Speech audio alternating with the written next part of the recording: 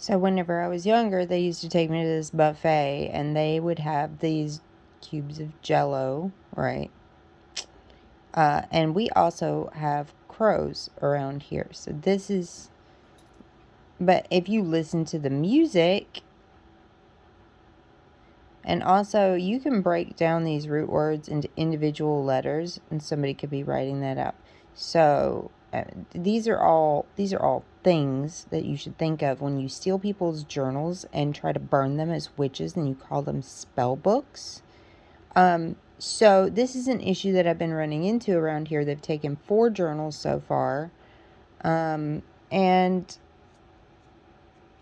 you know, so don't think about this in the way that you take it at face value. But when somebody is telling you that they did witness a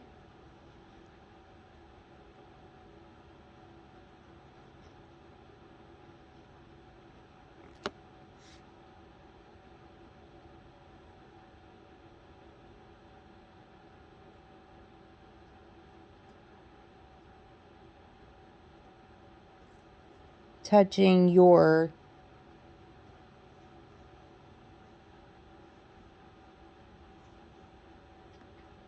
and you know for a fact that you have been through the exact same thing and you have personal experience, you are perpetuating a cycle of abuse. Now you may look at this and you see a dollar bill rolled up, and immediately you take that at face value. This is some weird stuff. This is just what I heard whenever I listened to one of the tracks for the documentary they made about the stands. And I was like, oh, all those people have degrees from these fancy colleges, and I don't have that. I have, I graduated public school with, actually, I graduated from alternative school with honors in the arts. Let's just say the arts.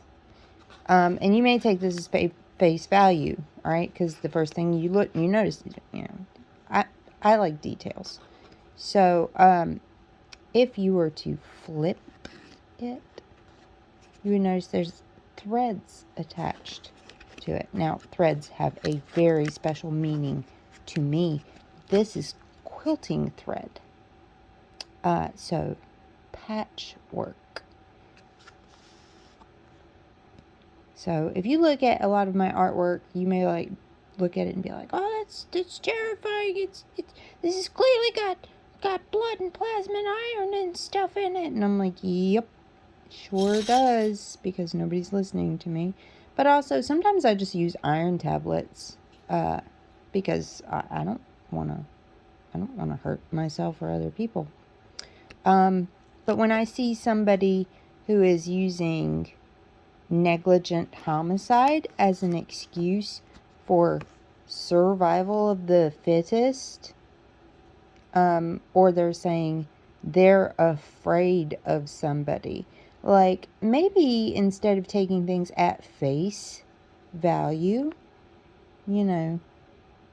Facebook.